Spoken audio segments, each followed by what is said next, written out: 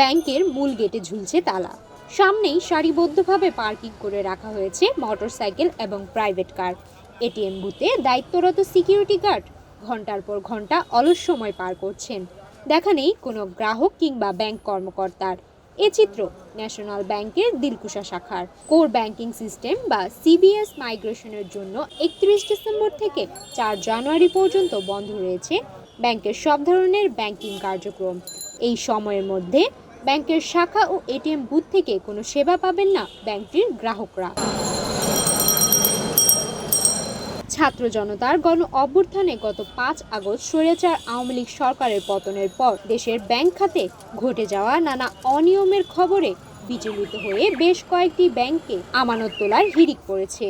এর মধ্যে প্রথম সারিতে রয়েছে ন্যাশনাল ব্যাংক। নিজের জমানো টাকা তুলতে ব্যাংকটির শাখা উপশাখা এবং বুথগুলোতে দিনরাত ঘুরপাক খাচ্ছেন গ্রাহকরা। তবে চাহিদা মতো টাকা পাচ্ছেন না তারা। কষ্টার্জিত অর্থ নিয়ে হতাশা আর দুশ্চিন্তার মধ্যেই টানা 5 দিন বন্ধ রয়েছে ন্যাশনাল ব্যাংক। ব্যাংক বন্ধ থাকায় আমানত নিয়ে শঙ্কা প্রকাশ করেছেন তারা। টাকাটা আমি চাইতে গেলে ওরা বলতেছে যে আজকে দিতে পারবো না, দিমু পরে, আস্তে আস্তে আমাদের ব্যাংকে টাকা নাই। আবার আমার ডিপিএস করা আছে, পরে আমি বলছি যে আমার এটা ক্লোজ করে দেন, তাহলে আমার টাকাটা আমার বুঝাই দেন। তো ক্লোজ করে দিতে পারবো না, যে টাকা যদি আমি জমা না দিই সেক্ষেত্রে এরা করে দিতে পারবো, মানে ক্লোজ করবো না, টাকা পরে দিব, নিশ্চিত দেয় না। 5 দিন বন্ধ, যে নিশ্চিত নাই যে আমার টাকাটা মার যেতে পারে। অন্তর্বর্তী সরকার আসার পর হইতে 10টা ব্যাংকে অলরেডি দেউলিয়া ঘোষণা করা হয়েছে। এর মধ্যে একটি হলো ন্যাশনাল ব্যাংক। এটা আমাদের জন্য খুবই দুঃখজনক, কারণ হলো আমার টাকার প্রয়োজন, কিন্তু দেখা গেছে এই মাধ্যমে টাকা উঠাতে পারলাম না। কোর ব্যাংকিং সিস্টেম মাইগ্রেশন কার্যক্রম সুষ্ঠুভাবে সম্পাদনের উদ্দেশ্যে টানা 5 দিন ব্যাংক বন্ধ রাখতে কেন্দ্রীয় ব্যাংকে আবেদন করেছিল ন্যাশনাল ব্যাংক। এই আবেদনে সম্মতি জ্ঞাপন করে ব্যাংক বন্ধ রাখার সিদ্ধান্ত দেয় বাংলাদেশ ব্যাংক। দেশে দুর্বল হয়ে পড়েছে ব্যাংক খাত। সুশাসনের অভাব, বেপরোয়া দুর্নীতি, ব্যাংক পরিচালনায় রাজনৈতিক ও পরিচালকদের হস্তক্ষেপ এবং খেলাপি ঋণের মাত্রাতিরিক্ত ঊর্ধ্বগতির কারণেই মূলত এমন পরিস্থিতির সৃষ্টি হয়েছে।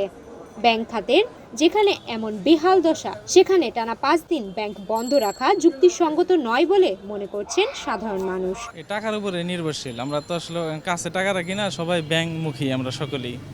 এখন হঠাৎ করে 5 দিন ব্যাংক যদি বন্ধ থাকে, আমাদের আসলে চরম ভোগান্তি। কারো দেখা যায় চিকিৎসার ক্ষেত্রে টাকা লাগে, কারো ব্যক্তিগত প্রয়োজনে, সবাই তো আমরা ব্যাংকের উদ্দেশ্যেই আমরা জানি যে ব্যাংকে গিয়ে টাকা তুলবো, কিন্তু 5 দিন এটা আসলেও খুবই সমস্যা।